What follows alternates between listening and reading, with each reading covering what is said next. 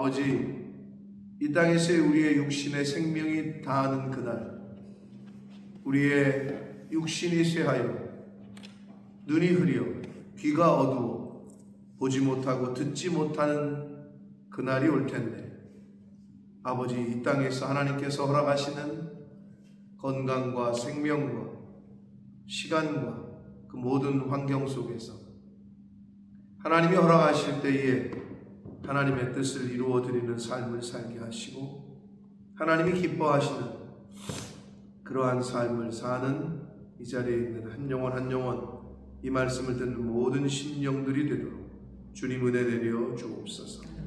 아버지, 이 시간 말씀하여 주옵소서. 저희가 듣고 순종하겠습니다.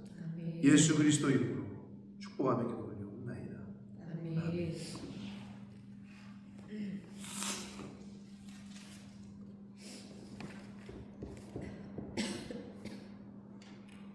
일단 보내드린 그 사진을 보시면 두로와 시돈이 어느 지점에 있느냐, 예루살렘, 이스라엘의 11시 방향, 예루살렘에서 볼 때 약간 그 북쪽에 서쪽이 되겠죠. 위치에 있고 지중해가 바로 그 옆에 있고, 그래서 해상 무역이 굉장히 발전됐고, 이스라엘이 가나안 땅 정복 전쟁을 벌일 때, 가나안 땅 출애굽해서 가나안 땅에 들어가서 지금의 그 땅을 정복 전쟁을 벌일 때 이미 그들은 도시 국가로서의 형태를 갖추고 있었어요. 그러니까 이스라엘보다는 훨씬 먼저 나라가 됐고 굳건했죠. 그래서 돈이 많았어요. 해상 무역이 발달이 됐기 때문에 물질이 풍부했고, 그리고 약간 바닷가에서 떨어진 큰 안반 같은 큰 섬이라고 할 수 있는데 거기를 요새화했어요. 그러니까 적들이 침범해 오면 바다가 중간에 이게 해안가가 있으면 이렇게 떨어진 섬에다가 요새를 하니까 침범하기가, 바닷가가 있으니까 그렇게 아주 난공불락의 요새였는데, 아수르 바벨론을 거치면서 계속 침략을 받았고, 근데 무너지진 않다가 헬라의 알렉산더 대왕, 헬라 시대 때 알렉산더 대왕이 거기를 점령을 해요. 그 난공불락의 요새를 어떻게 하냐? 대단한 거죠. 세금만이 아니죠. 새만금 방파, 그 정주영 씨가 옛날에 돌아가신 그 정주영 회장이 거기를 어떻게 했다고 그래요? 새만금 개척할 때 모르세요? 이제 바다를 메워서 땅을 이렇게 좀 확보하는 건데,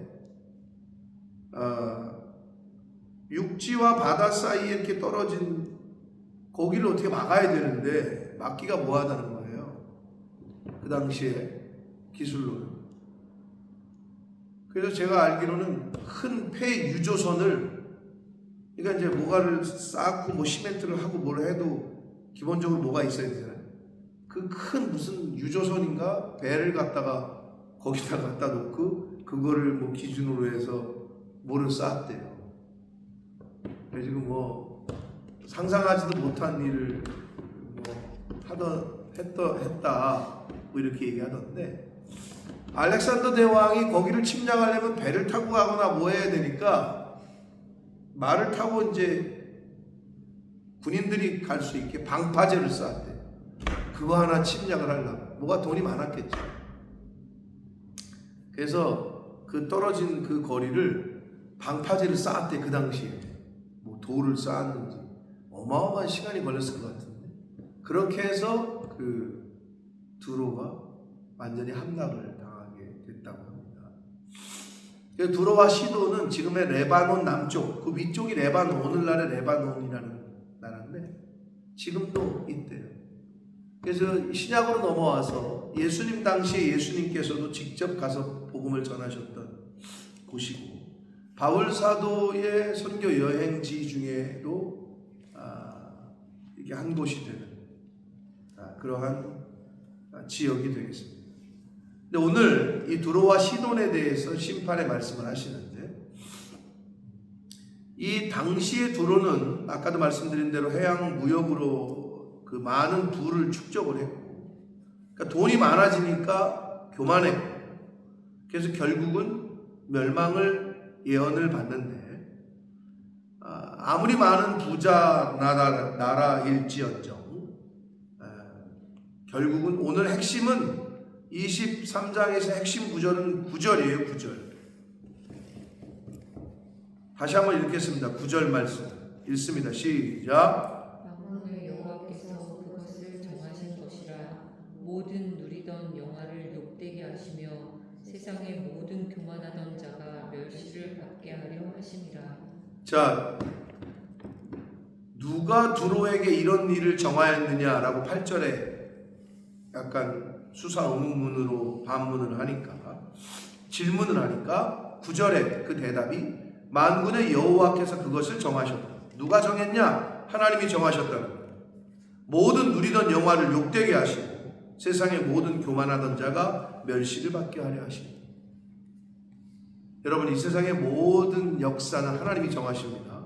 인간의 개인의 역사뿐만이 아니라 이 세상의 모든 역사는 말 그대로 히스토리, 그의 이야기, 역사는 하나님이 쓰시는 것이다. 그래서 오늘 여기서도 그것은 만군의 여호와께서 정하셨다 라고 말씀하고 있습니다.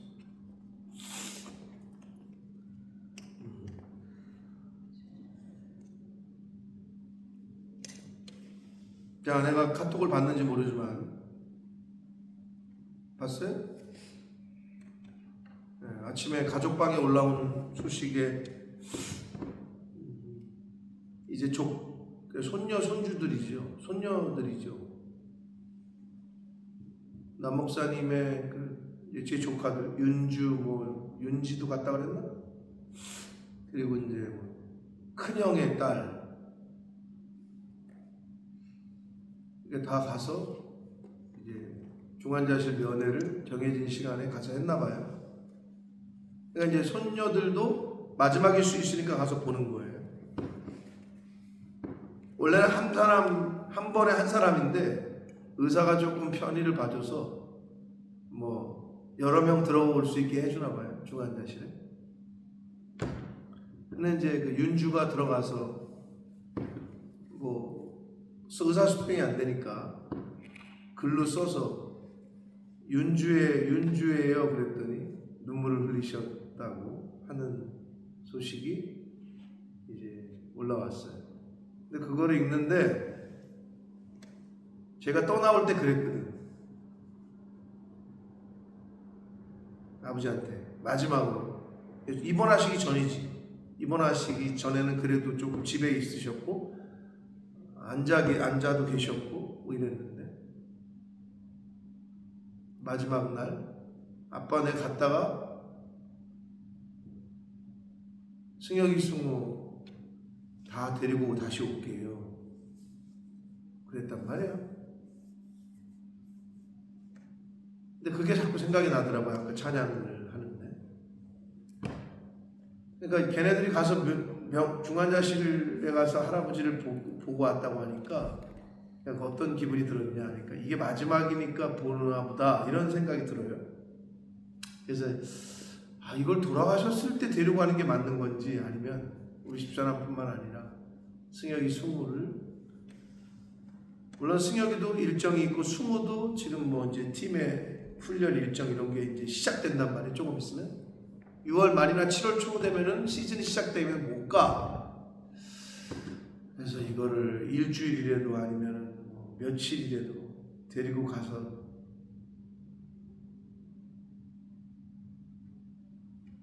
서로에게 할아버지 또는 손주 입장에서 돌아가시기 전에 보게 해야 되는 건가 라는 생각을 아까 가족방에 카톡을 보면서, 얘네들이 생각도 안 하다가 갑자기 한 번도 안 내려오던 것들이 건강할 때는, 우리 큰형 딸도 마찬가지예요. 이제 돌아가실 때가 됐다고 생각한 건지, 그 양승진이가 연락이 왔을 때도 야 인마 건강하실 때 좀 자주 찾아뵙지 그랬더니 아 그러게요. 웬일로 반차까지 내고 가서 뵀어. 그러니까 중환자실에 계시다니까 이제 지네들도 이게 마지막일 수도 있다는 생각을 한 것 같아요. 그러니까 참 어리석은 거예요. 건강하실 때 찾아뵙고 건강하실 때 식사라도 하실 수 있을 때 같이 밥이라도 먹고 이랬어야 되는 건데 꼭 이제 돌아가실 때가 됐다라는 말을 들으니까 그때서야 움직이는. 그러니까 인간이 얼마나 어리석어요. 근데 이제 정신은 있으신 것 같아. 윤주라고 써가지고 이렇게 보여드리니까 눈물을 흘리셨다는 거는 이제 인지를 했다는 거겠죠.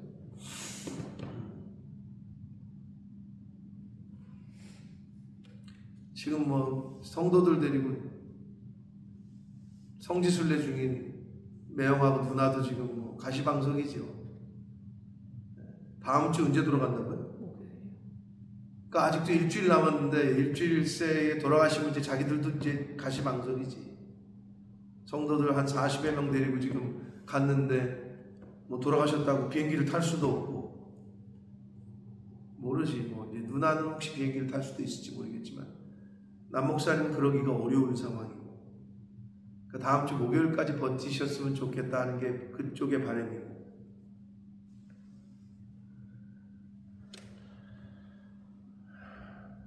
아무리 부강했던 나라일지언정 하나님 앞에서 하나님이 정하시면 뭐 역사 속에서 그냥 사라지는 걸 우리가 보게 됩니다. 우리 인간도 마찬가지예요.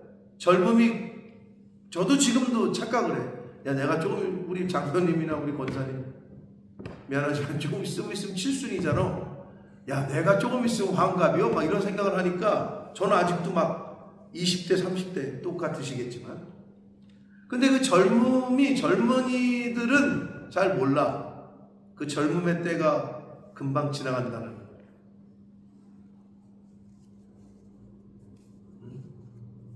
아무리 돈이 많아도 아무리 젊어도 금방 지나가기도 하지만, 아무리 젊었어도 자기가 백발이 되지도 못하고 이 세상을 떠날 수 있다는 존재라는 것을 젊은이들은 잘 몰라. 늙음이 금방 온다는 것을 인식도 못하고, 또 내가 백발이 되기 전에 이 세상을 떠날 수도 있다는 걸 또 인식을 못하는 게 있다.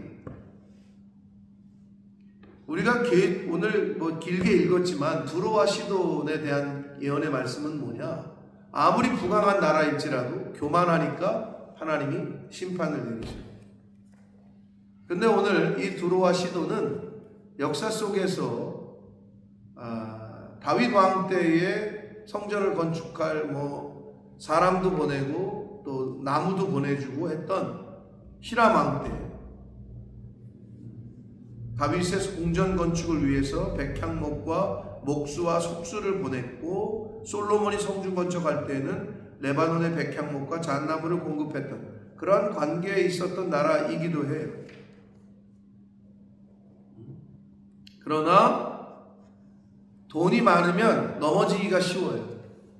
교만하게 됐단 말이에요. 교만해. 경제적 부호 때문에 교만했어요. 자, 그래서 여기도 9절에 보면 만군의 여호와께서 그것을 정하셨다. 그 누리던 영화를 욕되게 하셨다. 그리고 뭐라 그러냐?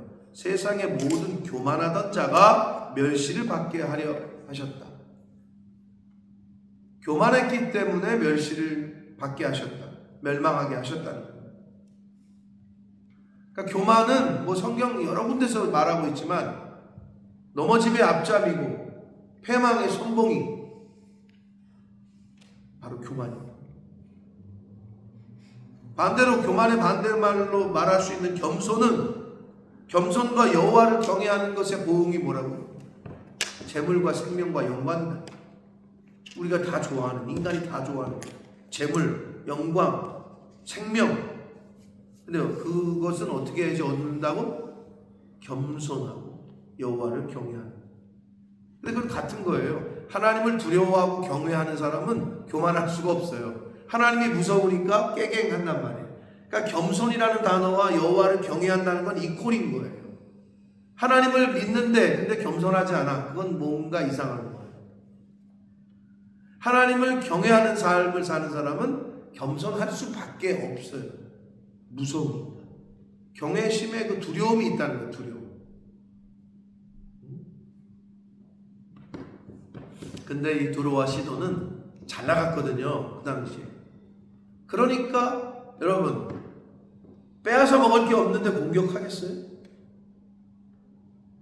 사실 왜 저렇게, 물론 이제 정치적인 건 잘 모르지만 미국이 왜 그렇게 이란과 이스라엘 싸움에, 물론 이스라엘 때문이다 뭐 그렇다, 옛날에 걸프 전쟁 왜 벌렸어요? 뭘 왜 벌려? 여러 가지 이유가 있지만 무기도 써야 되는 것도 있었지만 석유 때문이에요. 뺏어 먹을 게 없는데 전쟁을 하겠어요? 두로와 시돈이 그지야.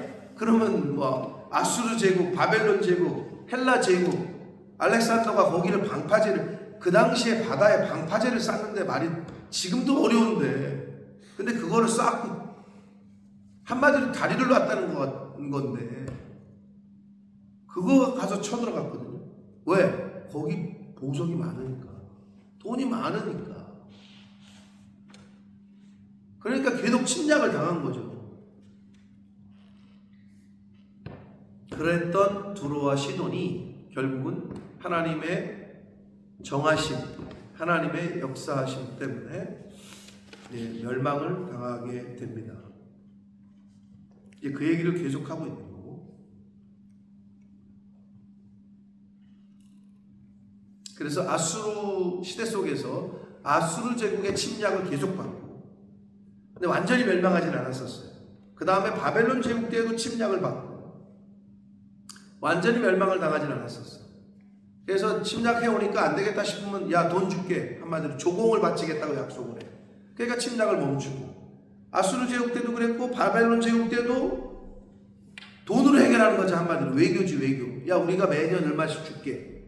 이래가지고 이렇게 근근히 버텼는데 마지막 알렉산더 대왕이 헬라 제국 시대에 침략을 해서 기록에 의하면 지도자 2,000명의 목을 베고 거기에 살고 있던 약 3만 명을 노예로 삼았다라는 역사적인 기록이 있습니다. 그렇게 해서 멸망을 당하게 되는데, 성경은 여기 이제 그 70년 동안이라는 표현이 나오는데, 이스라엘도 바벨론 포로 70년이 있었지만 이 두로와 시돈에게도 70년 동안의 암흑기가 있었어요. 근데 이제 17절 보세요. 70년이 찬 후에 여호와께서 어떻게 두로를 돌보시리니 이렇게 되어 있잖아요.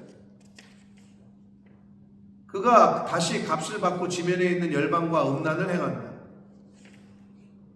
다시 국제무역이 활발하게 되고 돈을 번다는 거예요.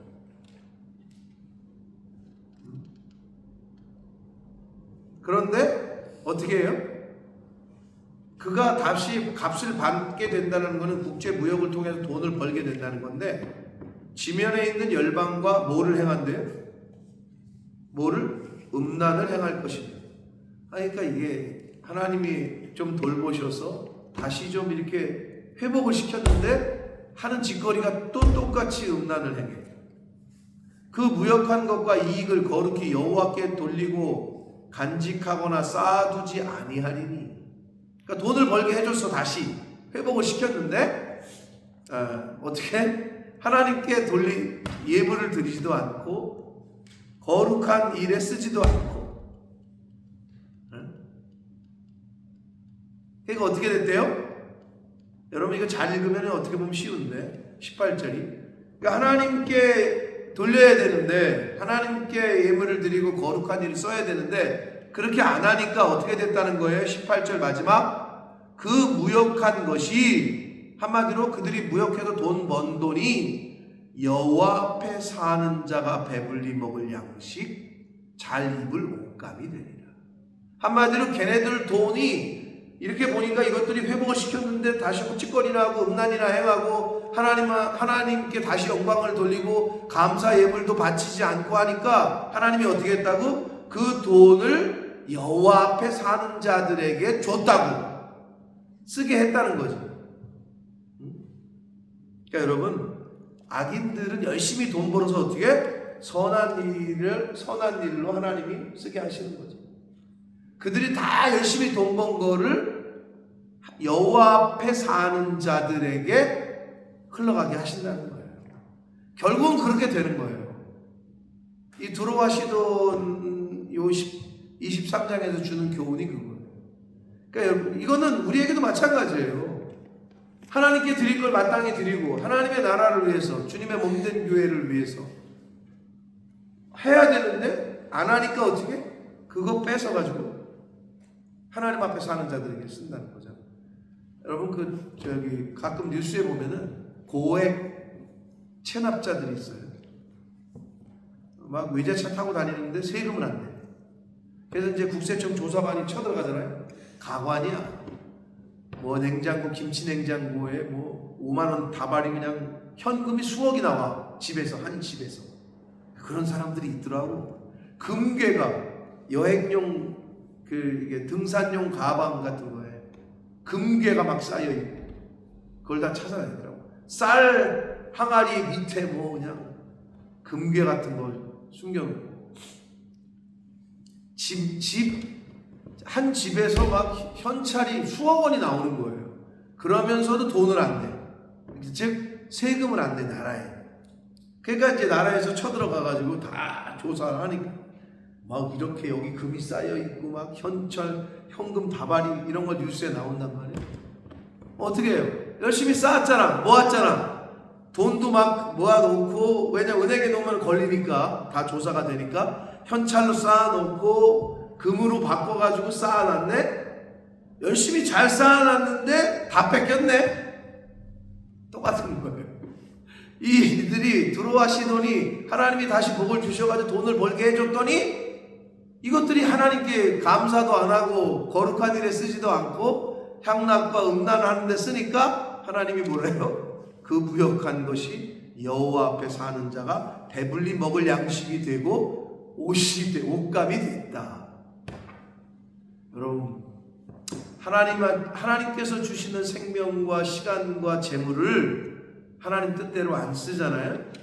내 것이 안 돼요. 미안하지만 내 것이 안 되면 내 자녀 거가 되겠지. 내 자녀한테 안 간다니까요.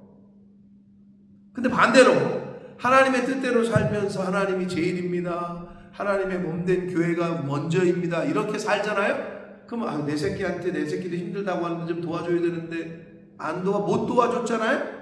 그럼 하나님이 보시고, 그래 너는 내 일에 충성하다가 네 자식도 못 먹이고 못 도와줬구나, 그런가 보다 하시겠어요? 하나님이? 이런 사람들의 돈을 끌어다가 거기다 주신다니까요. 할렐루야. 이게 성경에서 주시는 교훈이에요. 근데 우리는 어떻게 생각해요? 내가 물려줘야지. 아파트도 물려주고 땅도 물려주고 돈도 물려주고.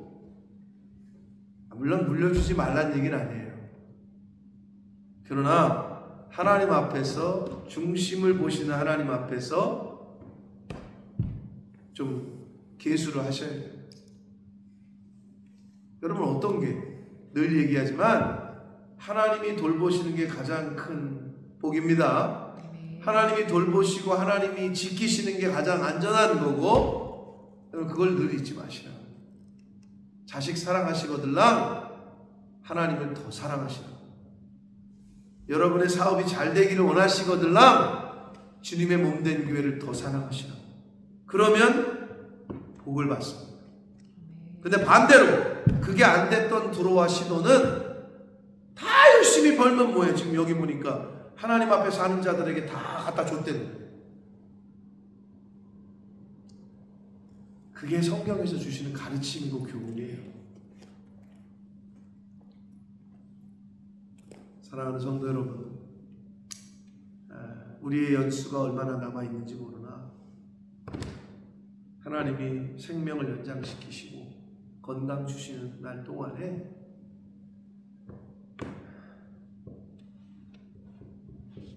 하나님이 기뻐하시고 하나님이 하라고 하시는데 충성하고 하나님 사랑하고 주님의 몸된 교회를 사랑하고 그렇게 사시고 하는 것이 가장 복되고 그것이 내 가정과 내 자녀손들에게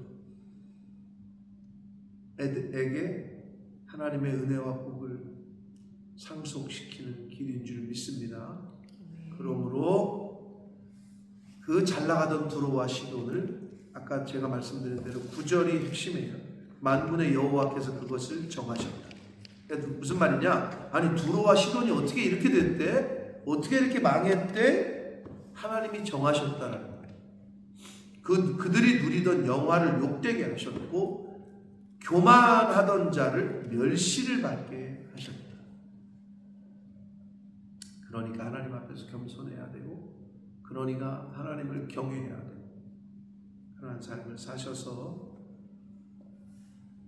하나님이 부르실 때 그리고 후회가 없도록 자녀들에게 좋은 본을 보이도록 그리고 정말 자녀들에게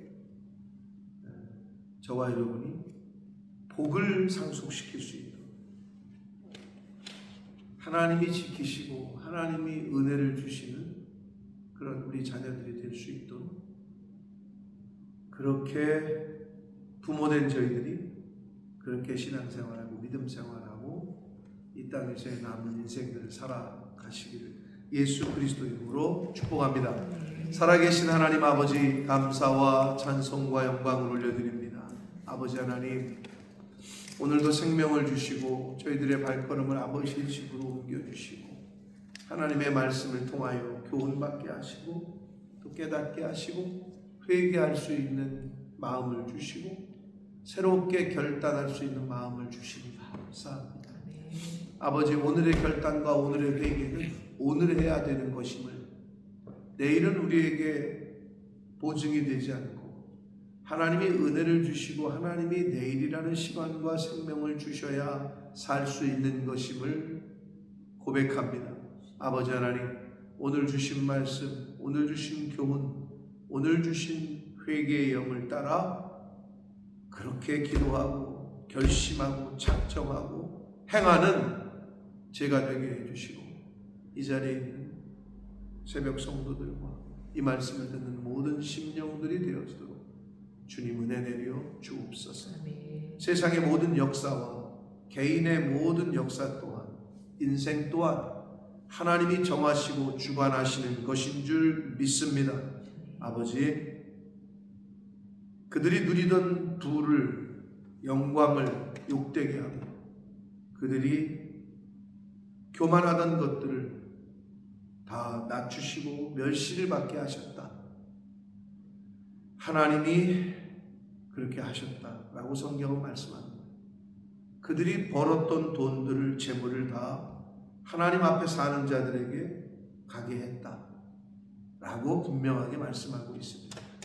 아버지 우리가 이 세상을 어떻게 살아야 될지 이 자리에 있는 하나님의 백성들에게 이 말씀을 듣는 저희들에게 성령 하나님 깨닫게 하시고 우선순위를 바로 하고 사는 제가 되게 해주시고 이 자리에 있는 새벽 성도들과 우리 교회 모든 권속들 가정들 되어지도록 주님 은혜 내려 주옵소서.